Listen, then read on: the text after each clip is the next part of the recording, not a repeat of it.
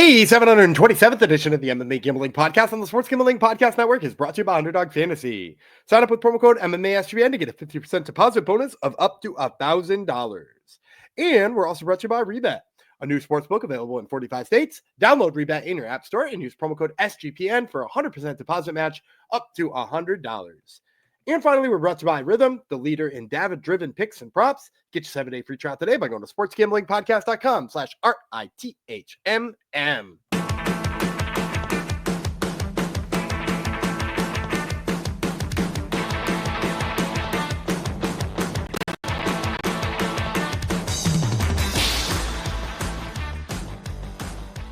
Heidi ho, ho, ho, ho, Generinos.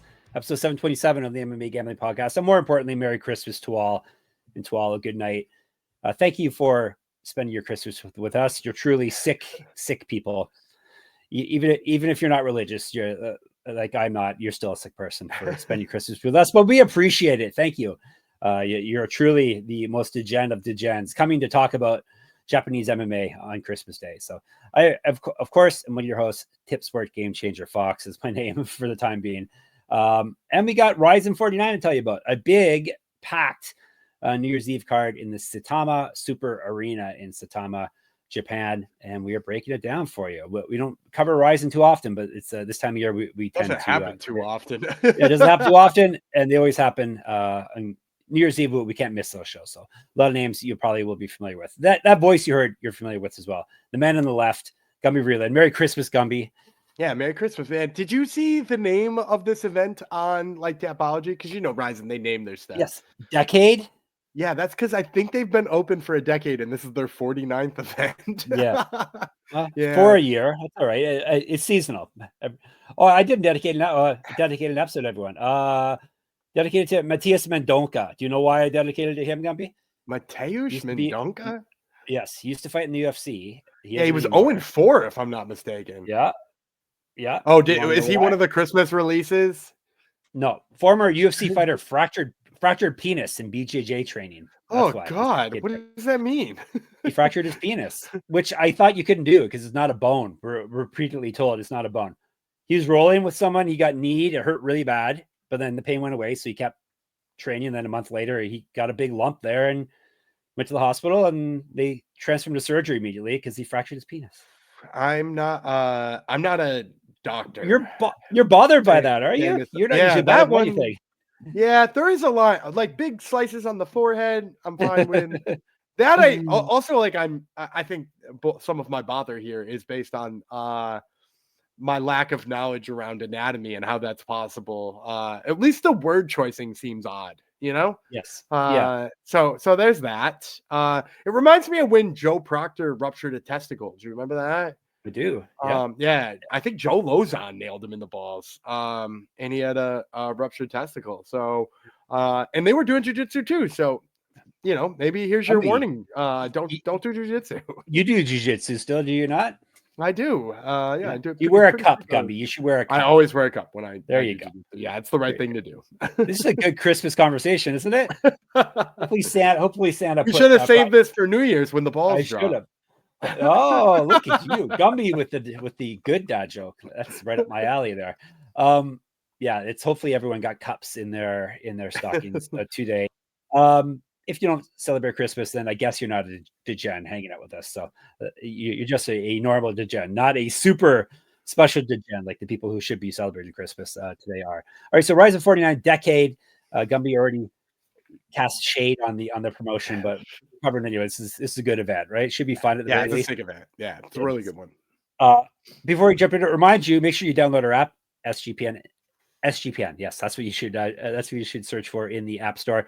And of course, check out the website, sportsgamblingpodcast.com. We're always running contests. We have a college football playoff one going on right now that you're probably too late to get in at this point because the playoffs are well underway. But always keep your eye peeled on the app and on the website for our contests and our giveaways. All right, let's dive into RIZIN Fighting Federation, Saitama, Japan, December 31st, 12 a.m.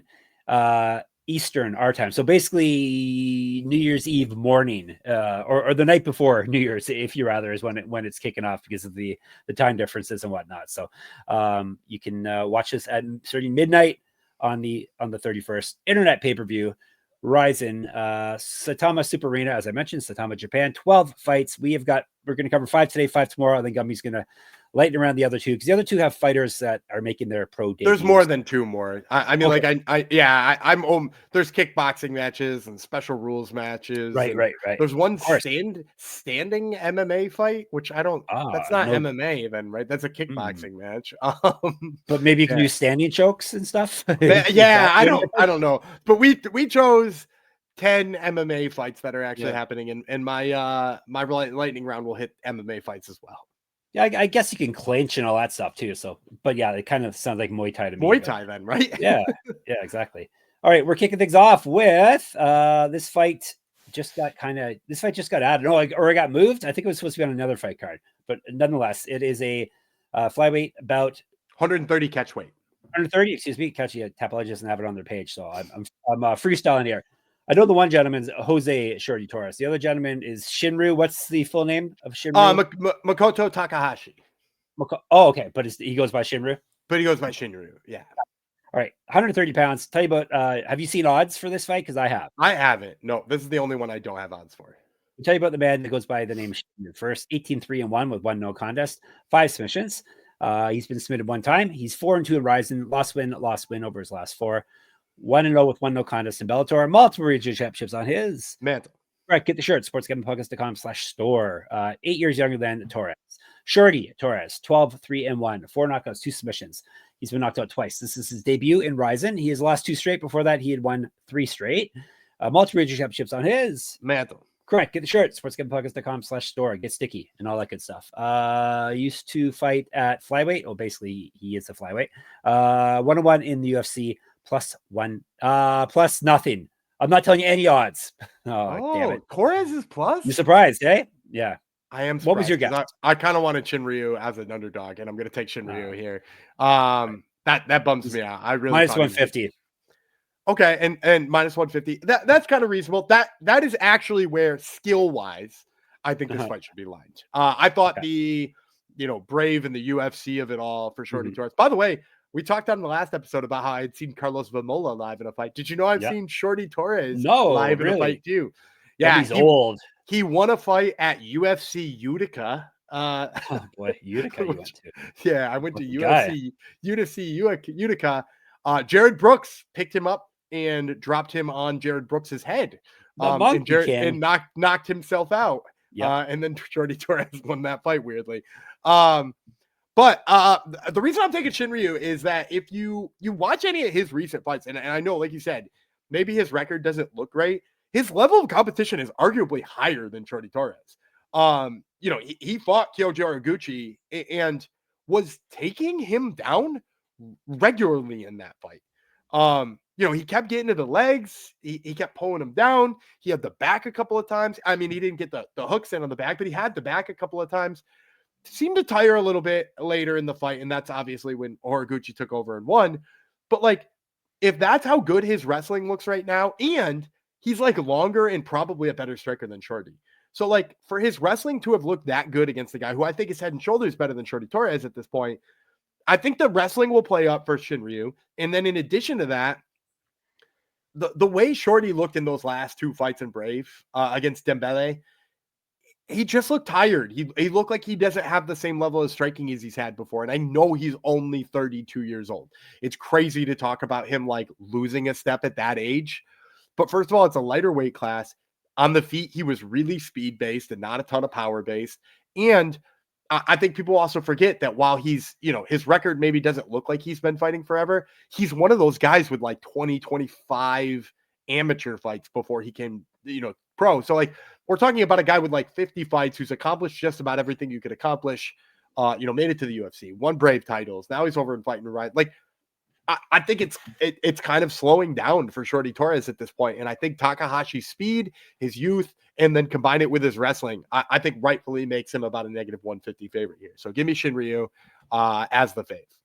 I was tired at 32. I had a kid by then, so I was definitely tired. But I'm sure you were tired by 32 as well. So I was tired at 32, but I wasn't in as good a physical shape as Shorty Torres was. No. So once again, Gumby, short queens are still thumbs up for Gumby. Short kings, like Shorty Torres, thumbs down. Right? You're fading. We love short queens. Shout out Anna Palacios. Yeah, shading. Yeah, now you've been rewarded for it, so you're never going to give up the short queens. You're fading the shorty kings, though. All right, we're moving on up the fight card to 146-pound weight class, so basically featherweight. Koji Takeda from Japan versus a countryman, Suguru Ni. 3 5-minute rounds, 145. And I'll tell you about, the odds you said for everything else, so no more. I do know the odds for this one. Me butchering and screwing things up. Bauji or something is what Ni goes by. Prince Imaba is what it translates to. I don't know what any of that means. How about you? Nope. I just know Japan's cool. He is 19-12, 3 knockouts, 11 submissions. He's been knocked out 3 times, submitted twice, 2-3 in RIZIN, 5-1 over his last 6. Lost his last fight though via submission. He's regional champ. He used to fight at bantamweight and lightweight. 2011 pro MMA debut. 1-1 is pro grappler, an inch taller than Takeda, plus 175. Takeda is 16-7, 2 knockouts, 5 submissions. He's been knocked out 1, submitted twice, 6-6 at RIZIN, 1-4 over his last 5. He got submitted in his last fight. He's a regional champ. He went 0-1 in Bellator. Used to fight at lightweight, 4 years younger than Ni. The Knights to say Ni, minus 242. Shout out to the matchmakers on this one. Love this fight because it's a couple of guys who've been submitted before in their careers, and all they want to do is throw wild. They don't. Neither of them set their feet underneath each other. They just like lunge and throw haymakers. I love that. I get the really good matchmaking from that standpoint. With that being said, I like the dog money on Ni here a little bit better, both because they've got that same kind of plan. You don't have to worry about Ni getting beat by just getting power doubled or something like that. And then in addition to that, like, I think Ni is just a little bit more patient, and he throws a better counter than I think Takeda does.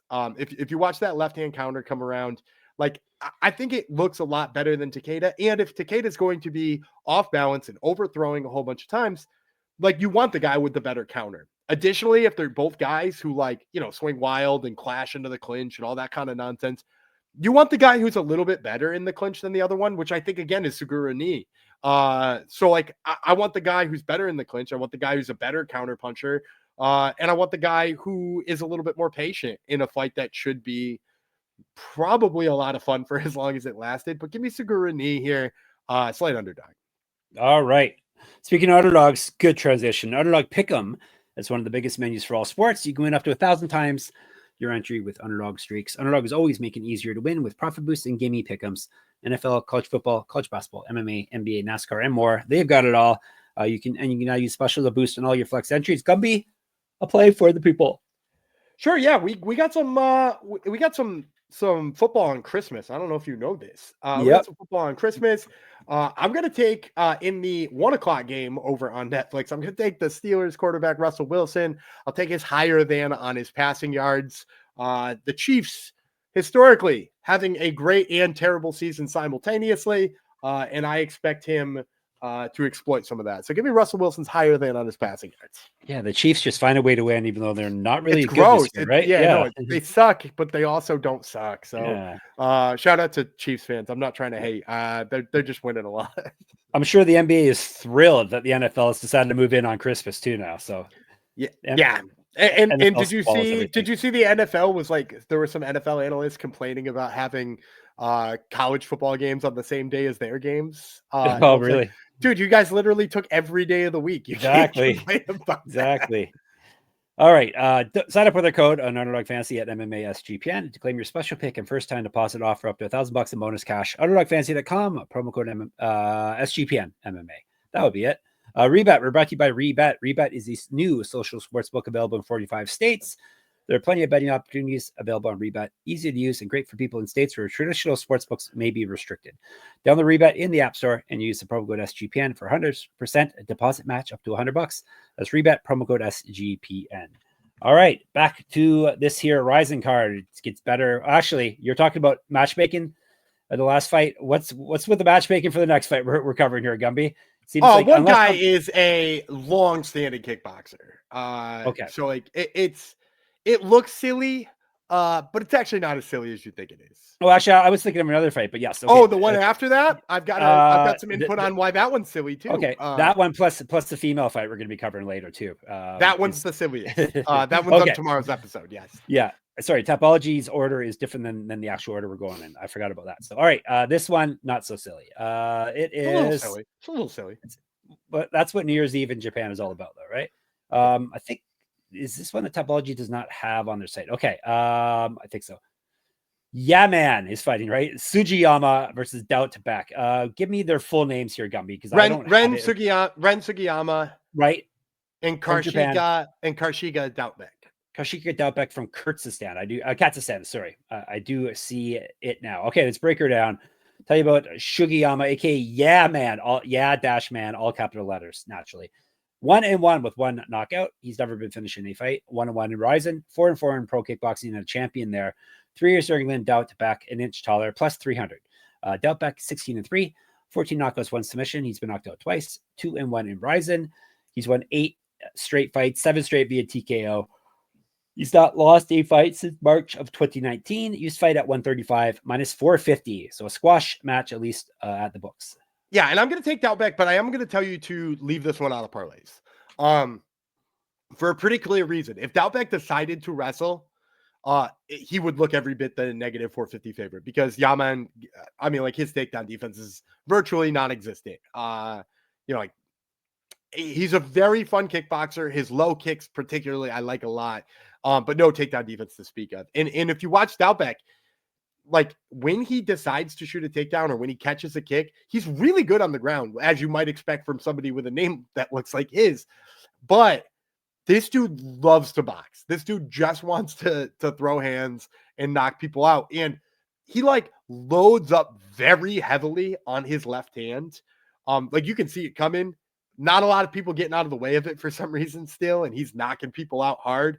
But also like, I really like the way he digs to the body with his left hand. So like he'll throw it up top sometimes, but other times he'll just like move forward and rip to the body. He's gotten some like TKOs to the body shots too. So like I think he is probably a better power puncher than Sugiyama. I also think could wrestle at any time he wanted, which would make him a negative 450 favorite pretty easily. But the problem is that like he does load up and he is fighting a kickboxer.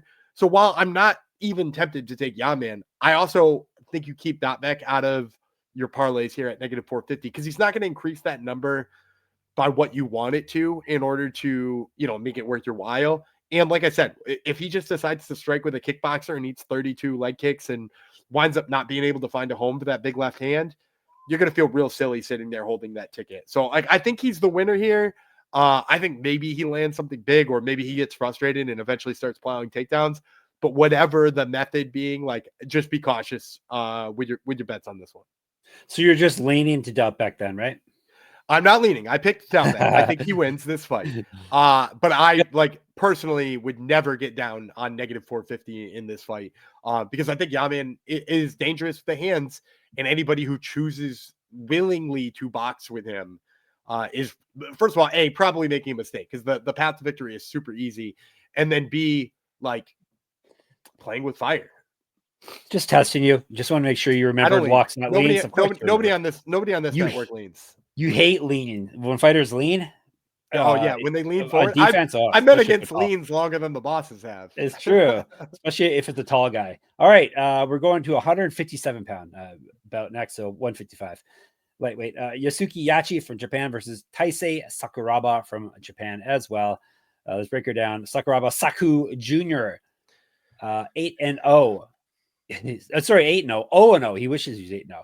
This is his debut. He's 8 years younger than Yachi, 2 inches taller, plus 225. Yachi, 27-14, 6 knockouts, 4 submissions. He's been knocked out 5 times, submitted 4 times. 11-7 in RIZIN, 4-1 over his last 5. He did win his last bout. 1-1 in Bellator. Bellator Region Championships on his mantle.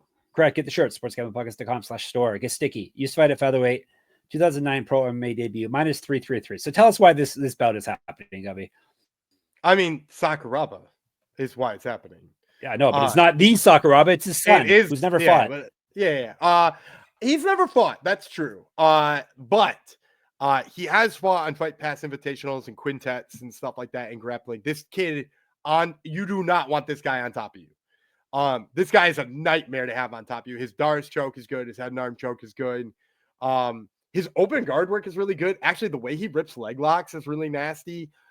Like I've been able to watch a lot of him in jiu-jitsu. Now, obviously, it's hard to handicap anybody when you're just looking purely at somebody doing jiu-jitsu and somebody who can, show an actual full MMA game.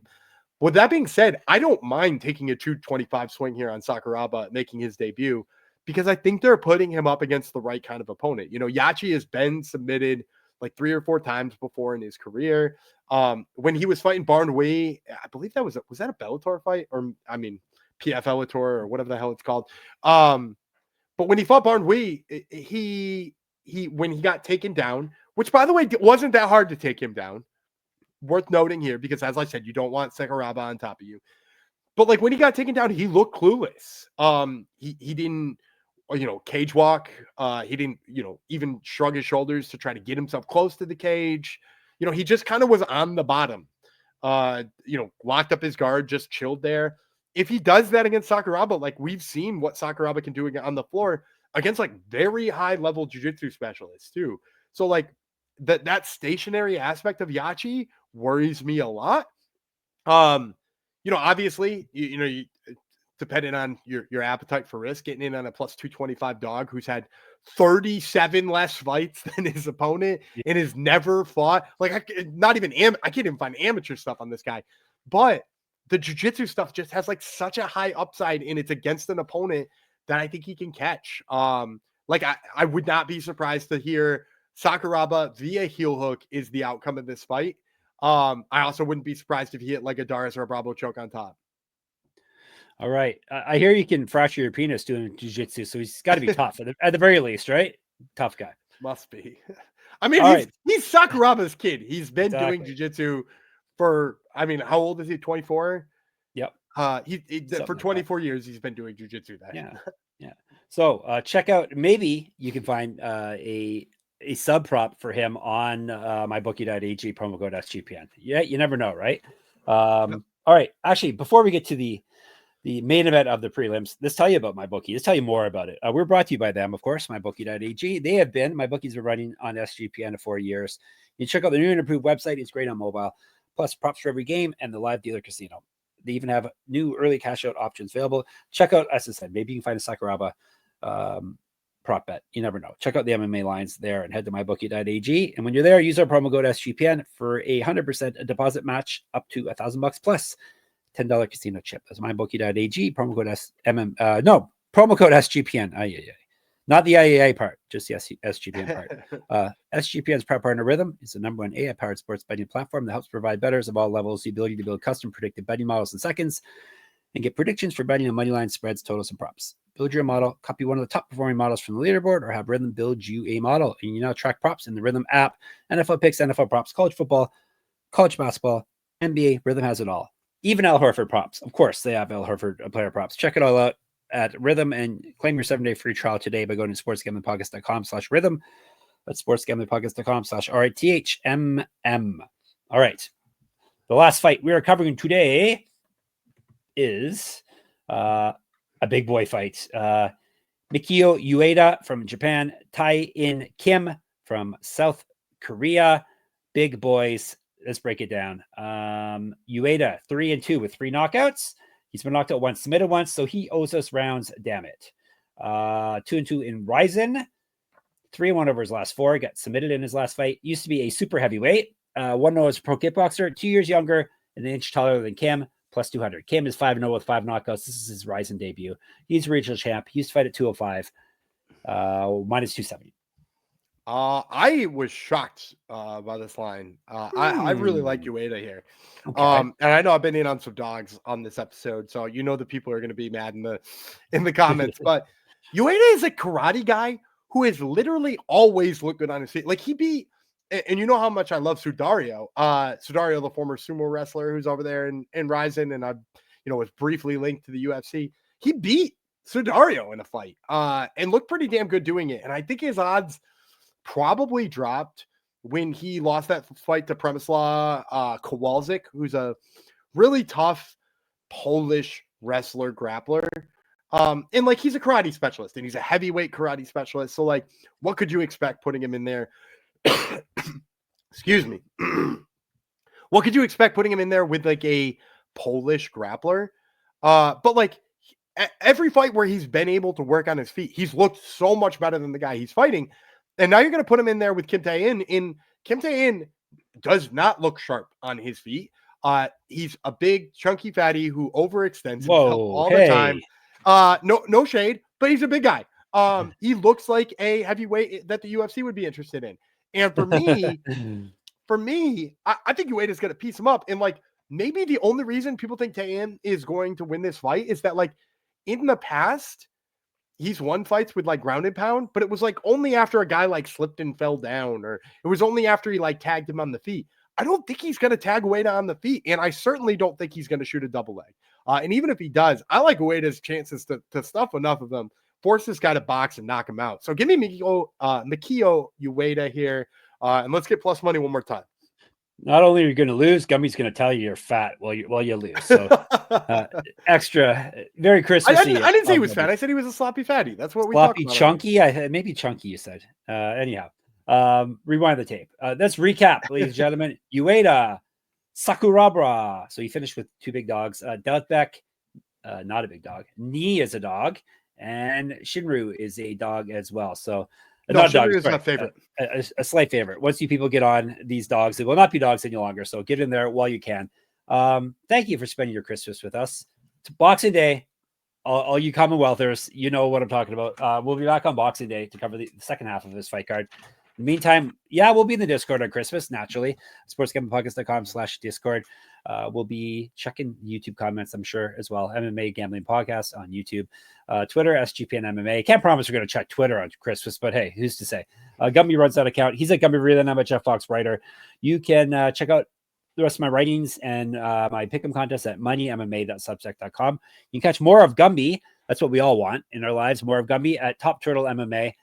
He has interesting interviews, Octagon-based interviews in this past couple weeks. So check that out. And of course, sportsgamblingpodcast.com, sportsgamblingpodcast.com/store, and sportsgamblingpodcast.com/Patreon. Gumby's going to bid you farewell today. All right, I'm David Gumby Freeland. He's man Jeff Fox. Yeah, and man. We will see you tomorrow.